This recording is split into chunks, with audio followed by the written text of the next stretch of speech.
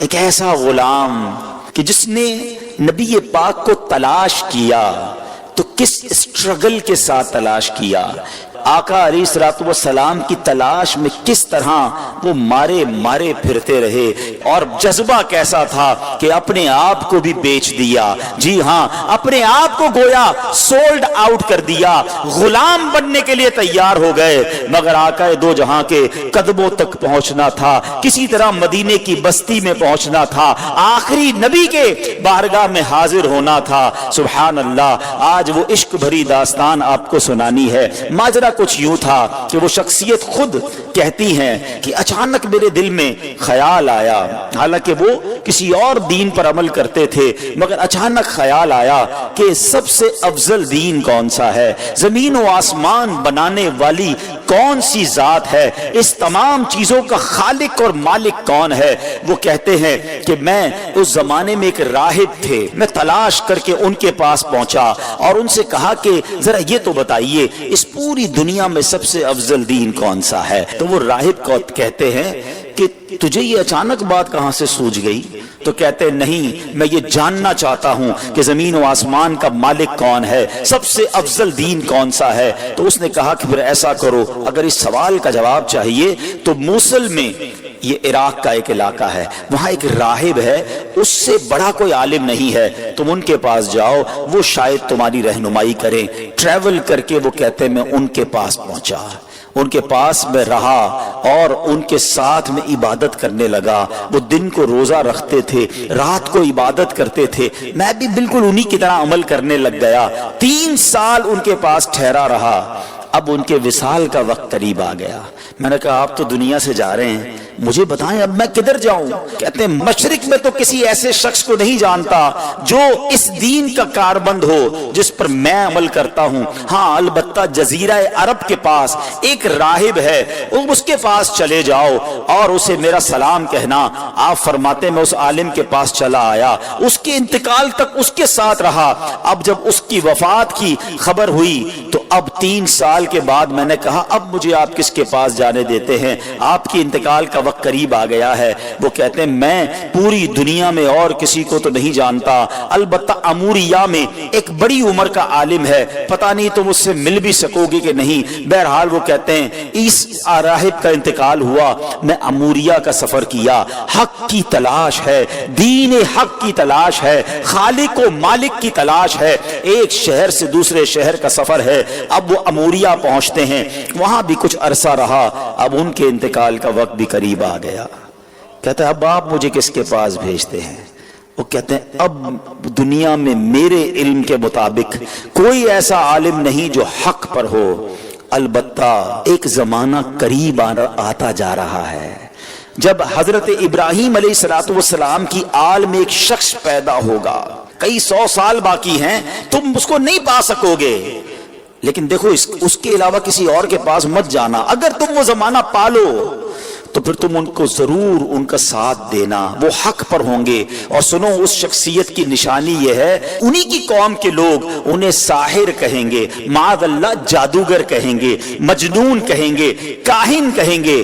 اور دیکھو ان کی ایک نشانی اور ہے، ہدیہ دو گے نا تو تناول کر لیں گے، صدقہ دو گے تو وہ اس میں سے کچھ نہیں کھائیں گے۔ اور سنو ان کے دونوں کاندھوں کے درمیان، دونوں شانوں کے درمیان مہر نبوت بھی جگمگا رہی ہوگی۔ میرے آقا کی بھی کیا شان ہے، ابھی دنیا میں ظاہری آئے نہیں ہے، زمانہ پہلے ہی دیوانہ ہے۔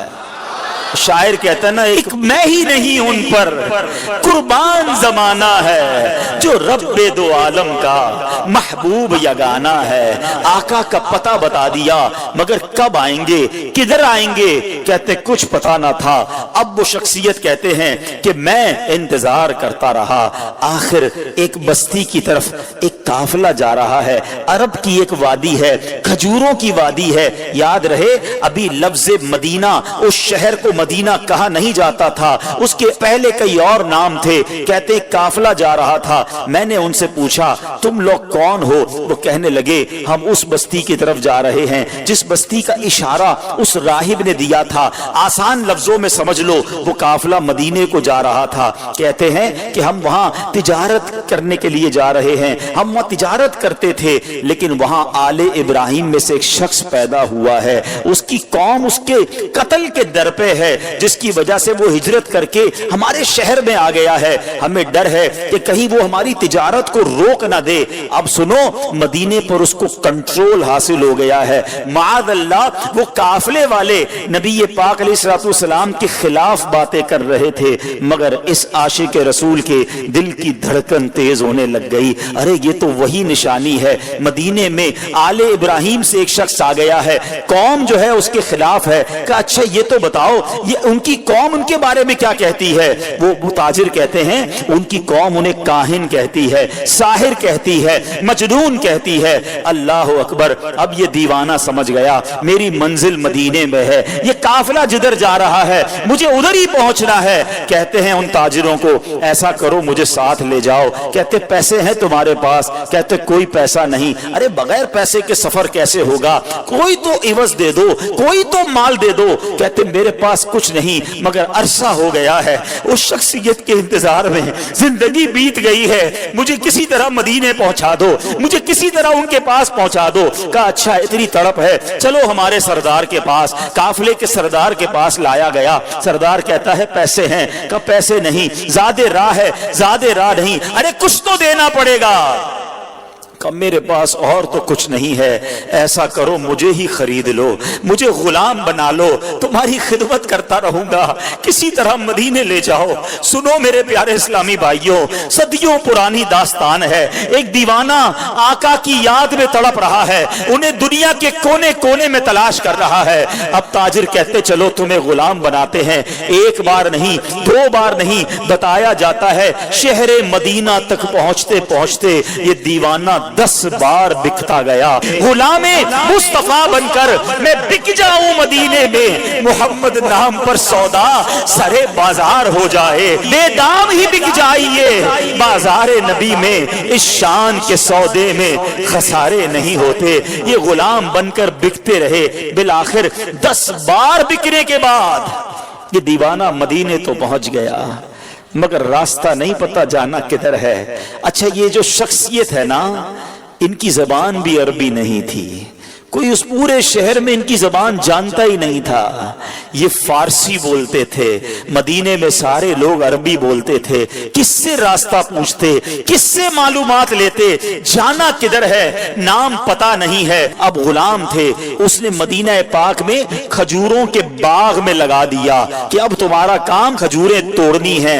कहते मैं खजूरें तोड़ता था, मैं मेहनत मजदूरी करता था, मैंने पीठ पर इतना बोझ उठाया कि मेरा सीना जो है और पेट जो है वो पीठ की तरफ चला गया। बस मजदूर बना हुआ था, इंतजार था नबी आखिर ज़मा का, कभी तो दीदार होगा, कभी तो उनका जलवा देखूंगा, कभी तो उनकी गुलामी इख्तियार करूंगा। मगर लोग करीब से गुजरते थे, मेरी जबान ही कोई नहीं समझता था। कहते हैं अब एक दिन एक बूढ़ी खातून आई, मैंने उससे बात की, वो मेरी बात समझ गई और उसने कहा कि मैंने उससे अर्ज की कि माँ जी मुझे बता दो उस शख्सियत कहाँ है जो नया दीन लेकर आए हैं, जो हजरत इब्राहिम की औलाद में से हैं, जो अल्लाह वहदहू ला शरीक की तरफ बुलाते हैं, मुझे उनका पता बता दो। अब वो कहती हैं कि सुबह सवेरे नमाज फजर के बाद दिन के इब्तिदाई हिस्से में वो करीब से गुजरेंगे। अल्लाह अकबर, उस दीवाने की रात कैसे बसर हुई होगी, वो रात कैसे गुजरी होगी। सारी रात दिल की धड़कन तेज चलती रही कि अब नबी पाक अलैहिस्सलातु वस्सलाम का दीदार होगा। शबे हिज्र की सख्तियां कोई उससे जाकर पूछे, तेरी राह तकते तकते जिसे सुबह हो गई है। सारी रात जलवाए जाना का तसव्वुर है, कैसी शख्सियत होगी, चेहरा कैसा होगा, मुस्कुराहट कैसी होगी, अल्लाह के हबीब दिखते कैसे होंगे, मैं उनका गुलाम बनूंगा, क्या मुझे कबूल भी फरमाएंगे कि नहीं। वो रात गुजर गई और जब सुबह होती है تو پیارے آقا علیہ السلام قریب سے گزرتے ہیں، فوراً کھجوروں کا ایک چھوٹا سا حصہ لے کر آقا کی بارگاہ میں جاتے ہیں، کہتے ہیں حضور آپ کے لیے تحفہ لایا ہوں۔ ارشاد ہوا بتاؤ کیا یہ صدقہ ہے؟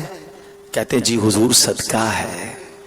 آقا نے صحابہ سے کہا آپ سب کھا لیں، نبی پاک نے تناول نہیں فرمایا۔ پہلی نشانی کنفرم ہو گئی۔ دوبارہ گیا ایک اور کھجوروں کا تھال لے کر، کہا حضور یہ لایا ہوں، کہا صدقہ ہے؟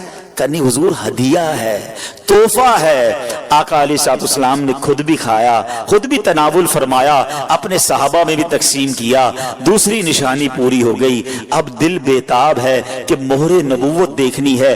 راہب نے بتایا تھا کہ دونوں کاندھوں کے درمیان ایک بڑی خوبصورت سی مہر نبوت، حدیث کی کتابوں میں لکھا ہے کبوتر کے انڈے کی طرح نبی پاک کی پیٹھ مبارک پر دونوں شانوں کے درمیان مہر نبوت تھی۔ اب آقا علیہ السلام دو چادریں پہنا کرتے تھے، چادر پہنی ہوئی ہے۔ اب وہ شخصیت کہتے کبھی میں دائیں جا کر دیکھنے کی کوشش کرتا، چادر تھی اس لیے دیکھ نہیں پاتا تھا۔ اللہ اکبر، نبی پاک میری طرف دیکھ کر مسکرائے۔ آقا نے سمجھ لیا کہ میں کیا دیکھنا چاہتا ہوں۔ نبی پاک نے اپنی مبارک چادر اتاری، کہا جو ڈھونڈ رہے ہو، جو دیکھنا چاہتے ہو آؤ دیکھ لو۔ وہ دیوانہ کہتا ہے میں دوڑتا ہوا گیا، مہر نبوت دیکھی اور نبی پاک کی پیٹھ سے لپٹ گیا، چومنے لگ گیا۔ کہ حضور آپ کی تلاش میں مارا پھر رہا ہوں، بہت عرصہ ہو گیا ہے حضور، بہت دیر سے آپ کو تلاش کر رہا ہوں۔ آقا اب آپ کے قدموں میں آ گیا ہوں، اپنی غلامی میں قبول فرما لیجئے۔ اللہ اکبر، نبی پاک علیہ السلام نے انہیں اپنی غلامی میں قبول فرمایا، کلمہ پڑھ کر دامن مصطفیٰ سے وابستہ ہو گئے۔ سنو وہ کون تھے جو اتنی تلاش کے بعد پہنچے، جو اتنے عرصے کے بعد نبی پاک کے قدموں میں پہنچے؟ وہ کوئی اور نہیں، وہ حضرت سلمان فارسی رضی اللہ تعالیٰ عنہ ہے۔ صحابہ کرام میں سب سے بڑی عمر آپ نے پائی، ایک روایت کے مطابق 250 سال آپ کی جو ہے وہ عمر مبارک تھی، اور بڑی تلاش کے بعد نبی پاک کے پاس پہنچے۔ اب سنو، اب نبی پاک کو جب پوری داستان سنائی کہ آقا کیسے پہنچا ہوں، گر پڑ کے پہنچا ہوں حضور، غلام بن گیا ہوں، بک گیا ہوں آپ تک پہنچتے پہنچتے، مگر میرے آقا تو کریم ہے نا، تم اس کے مددگار ہو، تم اس کے طرفدار، جو تم کو نکمے سے نکما نظر آئے، لگاتے ہو اس کو بھی سینے سے آقا جو ہوتا نہیں منہ لگانے کے قابل۔ آقا فرماتے میں تمہیں خریدوں گا، جاؤ اپنے آقا سے پوچھ کر آؤ کیا ڈیمانڈ کرتا ہے، تمہیں آزاد کرنے کی قیمت کیا ہے۔ اب وہ کیا کہتا ہے، 300 درخت کھجوروں کے لگائے، پھلدار درخت، اور 40 اوقیہ سونا، یہ ملے گا تو تمہیں آزاد کروں گا۔ یہ بہت بڑی قیمت ہے، اور یاد رہے کھجور کا درخت فوراً لگاتے ہی پھل نہیں دیتا، بعض اوقات 3 سال، بعض اوقات 5 سال میں پھل دیتا ہے۔